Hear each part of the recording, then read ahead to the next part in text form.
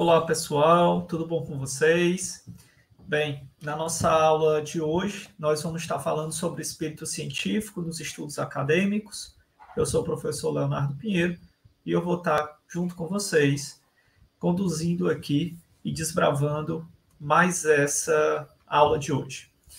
Bem, inicialmente falando sobre espírito científico, nos dias de hoje, desenvolver esse tipo de percepção, esse tipo de conhecimento, ele se torna cada vez mais imprescindível para que nós busquemos se destacar com um cenário acadêmico, de forma geral, que é cada vez mais competitivo. Vamos entender, então, na nossa aula, sobre a importância de se criar, de se formar essa habilidade e saber também como desenvolvê-la dentro do âmbito universitário. Mas a pergunta disparadora, a pergunta inicial que talvez alguns de vocês estejam se fazendo é: mas professor, o que é esse tal espírito científico? Nós podemos trabalhar por meio de 3 eixos esse conhecimento. E o primeiro seria a curiosidade constante. É quando o aluno ele começa a, de fato, querer entender não só um fato, mas o porquê que aquele fato acontece, quando aquilo acontece, por que acontece, que situação aquilo dali gera, quando acontece. Então, essa curiosidade constante é o que a gente fala como um dos pilares para esse movimento do espírito científico estar sendo desenvolvido. Ele vai estar relacionado com a busca constante pela compreensão do mundo ao nosso redor, questionando as informações que são passadas e, claro, procurando também por respostas para as perguntas que vão surgindo. Além da curiosidade constante, um pensamento crítico faz-se de fundamental importância para o desenvolvimento do espírito científico. Afinal de contas, além da curiosidade, esse espírito ele vai se desenvolver no hábito de se questionar não somente as informações postas, as informações que são dadas para a gente, mas também as fontes que essas informações foram utilizadas, os métodos ao qual foram produzidas essas informações, até se chegar aos fatos. Então, esse pensamento crítico, muitas vezes, vai nos levar a diferentes conhecimentos, ou contribuindo com aquela informação que foi colocada, ou gerando informações divergentes daquilo que foi posto. Um outro pilar importante para o desenvolvimento desse espírito crítico é o respeito aos fatos. Afinal de contas, ele vai exigir uma valorização e também uma interpretação dos fatos e dos dados que foram colocados, sem deixar com que preconceitos, com que crenças pessoais interfiram dentro desse processo. Então, respeitar os fatos é respeitar os dados, é respeitar a ciência, é respeitar de verdade a realidade e os resultados que essa realidade nos coloca. Então, basicamente, esse espírito científico ele vai trabalhar por meio desses 3 eixos que nós acabamos de falar. Um incentivo a uma curiosidade constante, a um pensamento crítico e, claro, a um respeito aos fatos, independente das crenças e independente se nós concordamos ou não com os fatos ou os resultados que são postos. E aí, quando a gente fala desse pensamento e desenvolvimento do espírito científico, existem algumas características super importantes. Eu destaquei aqui para vocês 3 dessas características, que seria a observação ativa, uma comunicação assertiva e, claro, também uma experimentação constante. A observação ativa ela vai ser importante porque ajuda o aluno a manter uma observação mais aguçada em relação ao conhecimento e à sua aplicabilidade. E essa observação ativa vai ajudar também a vocês a buscar extrair ao máximo de informações e também da fonte ao qual essa informação é retirada.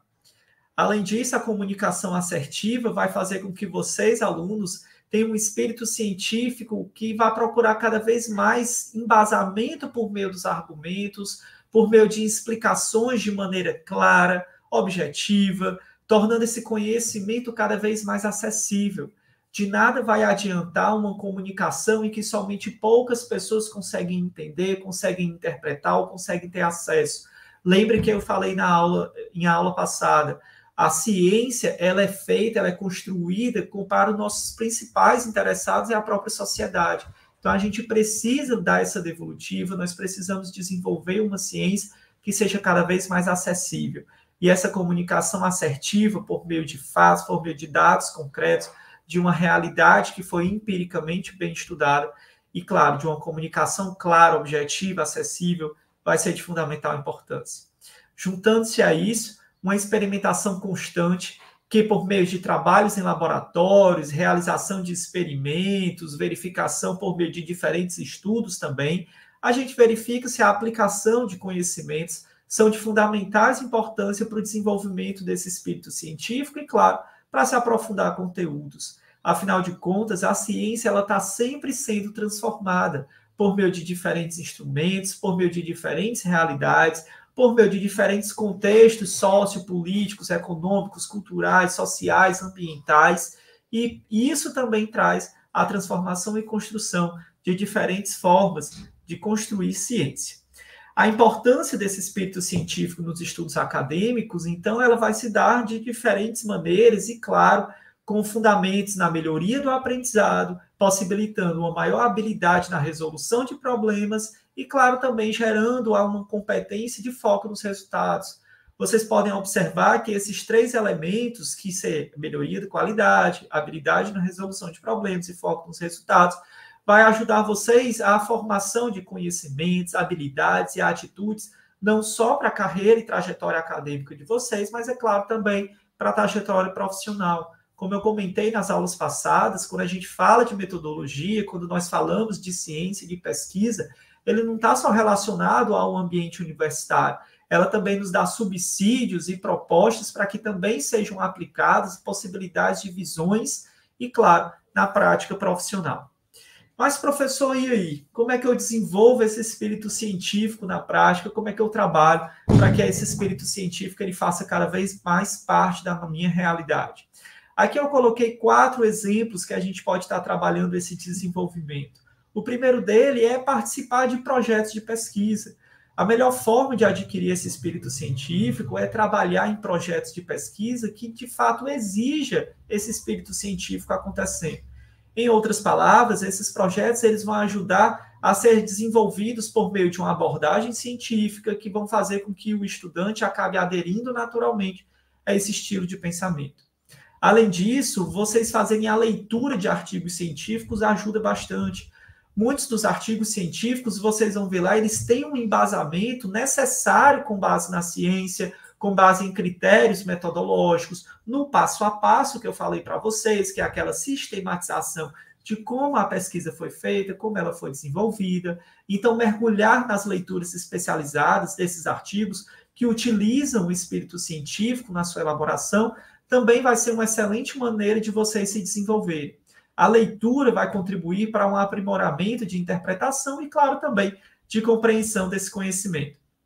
A gente não pode deixar de lado estudar entre colegas, né, compartilhando, seja por meio de grupos de WhatsApp, por meio de plataformas de conversas síncronas, né, o Google Meet ou diversas outras, mas esse debate, essa troca de ideias, né, essa troca de dois lados, né, ou de múltiplos lados, vai fazer com que essa conversação entre colegas seja uma forma com que esse espírito científico ele seja cada vez mais despertado e desenvolvido. A constante troca dessas informações e também a comparação de ideias, elas vão contribuir para esse refinamento e para também o afloramento de novas ideias, novas possibilidades e também formas, né, de construção de conhecimento e curiosidades também de pesquisa. Consumir conteúdos variados, pessoal, é fundamental. Muitas vezes a gente acaba só consumindo aqueles conteúdos que mais nos agradam, mas pensar fora da caixinha é necessário até para o despertar de uma criatividade, até para compreender diferentes visões de mundo. Então, você ter acesso a diferentes filmes, a diferentes artigos, também a assistir ou escutar podcasts em plataformas de ensino online, vão contribuir bastante para o armazenamento de informações acerca de diversos assuntos, o que vai ser de fundamental para o desenvolvimento do espírito científico de vocês. Eu sempre gosto de falar, é o pensar fora da caixa, é olhar por diferentes visões de mundo para que isso aumente, inclusive, o repertório de vocês. Quando eu falo em repertório, eu falo sim em vocabulário, eu falo em aprender novas palavras, em aprender novas possibilidades por meio desses instrumentos que muitas vezes não fazem parte do nosso cotidiano, mas a gente acaba adquirindo também esse conhecimento por meio dessas plataformas. E aí muitos alunos me questionam, professor, afinal, quais são as principais barreiras que podem dificultar o desenvolvimento desse espírito científico acontecer? Eu listei aqui para vocês algumas das principais, como, por exemplo, a falta de motivação para buscar informações e aprimorar o conhecimento. Antigamente se tinha, dentro de um conceito de sala de aula, um ensino unilateral, em que o professor falava e o aluno só obedecia, balançava a cabeça e concordava. Cada vez mais o ensino unilateral ele vem sendo deixado de lado para a construção de um ensino construtivista bilateral, em que o professor vem com conhecimento, mas o aluno também participa ativamente. O aluno também vem com a história de vida, com a experiência, com a visão de mundo, isso é fundamental, porque a ciência ela não é feita somente de um lugar de fala, ela é feita de múltiplos lugares de fala, e ela precisa contemplar, sim, diferentes realidades. Então, essa participação, essa visão proativa do aluno vai ser super necessário. A ansiedade e o medo de errar, que levam à protelação de tarefas importantes, também é outra barreira que muitas vezes é verificada. É o que vocês devem já ter ouvido, ou vão ouvir em alguns casos, com o nome de procrastinação. Muitas vezes a gente deixa de fazer uma ciência, ou olha aquilo ali e diz, não, depois eu vejo. Não, depois eu verifico isso. E acaba procrastinando aquele estudo, aquela pesquisa, aquele conhecimento. Além disso, a falta de tempo ou de organização para desenvolver projetos de pesquisa e experimentação também é outra barreira que muitas vezes a gente encontra. Eu sempre gosto de dizer, pessoal, que quando a gente produz ciência, a primeira coisa, o primeiro passo é que a gente possa se organizar. Uma boa ciência, um bom estudo, ele vai partir também de uma boa organização. E aí a gente definir um tempo específico para aquilo, se dedicar para aquilo, ter uma organização, desde a maneira do horário, do local de estudo, as pastas, o tipo de material, ele vai dar a base para que a gente faça uma boa ciência e também que a gente desperte cada vez mais um espírito científico. A visão fechada de conhecimento, uma resistência a novos aprendizados e a opinião diferentes acaba sendo uma outra barreira que muitas vezes é encontrada na prática. Às vezes nós temos pessoas com complexo de Gabriela, não sei se vocês já ouviram falar, mas é mais ou menos daquela música, eu nasci assim, eu cresci assim, você sempre assim. E infelizmente quando a gente tem esse tipo de pensamento mais fechado, a gente não dá margem a novas possibilidades, a construção de novos conhecimentos, que muitas vezes divergem com aquilo que a gente já tem como conhecimento que vem do senso comum. E o espírito científico, gente, ele exige uma mente cada vez mais aberta. É uma curiosidade marcante e um verdadeiro amor pelo questionamento. Afinal de contas, para que a gente possa evoluir, pensar diferente, novas ideias, pensar com diferentes visões de mundo, ele vai ser super necessário. E isso é o que faz a gente, de fato, transformar, e a ciência ela vai dar base fundamental para que essa evolução e essa transformação possa acontecer. A comunicação desses conhecimentos, eles podem acontecer por diferentes maneiras, seja por meio de publicações diversas, seja por meio de TCC, que é o que a gente chama de trabalho de conclusão de curso, seja por meio de artigos científicos, seja por meio de congressos ou de diversos outros. Então, é a forma com que a sociedade passa a ter acesso do conhecimento científico que é produzido na academia, ou seja, nas universidades, aqui no curso de turismo ou nos diversos cursos que nós temos da universidade, essas publicações, os artigos, os TCCs, as participações em congressos, é a maneira com que a gente expõe ao mundo aquele conhecimento científico que foi desenvolvido. E aqui alguns exemplos de como esse espírito científico ele pode contribuir com o sucesso acadêmico. Eu gostaria de pedir para que vocês, nesse momento, se imaginassem que vocês precisam realizar um trabalho sobre um objeto de estudo ao qual vocês nunca tiveram contato antes. Se vocês precisam estudar algo, um fenômeno ou algum tipo de tema que vocês nunca tiveram contato, por onde é que vocês iriam começar? Qual seria o primeiro passo? Então, isso daqui, ele já vai partir de uma curiosidade que a gente vai trabalhar no desenvolvimento da nossa disciplina, principalmente quando a gente estiver no nosso segundo bimestre, que a gente vai estar falando um pouquinho disso, mas já a partir das nossas próximas aulas, a gente já vai estar delineando. Tem um tema, tem uma curiosidade, e agora? O que é que eu faço? E aí, isso já parte da nossa primeira investida para desbravar esse universo da metodologia científica. Aqui algumas recomendações, algumas reflexões interessantes nessa unidade. É que o espírito científico ele vai ser uma característica fundamental para o sucesso acadêmico de vocês. mas ele também vai se estender para todas as áreas da nossa vida. Como eu falei antes, na nossa vida pessoal, na nossa vida profissional, a gente usa muito também elementos do espírito científico. Ser curioso, ter um pensamento crítico e respeito pelos fatos, ele vai ser uma habilidade que não deve ser subestimada em hipótese alguma.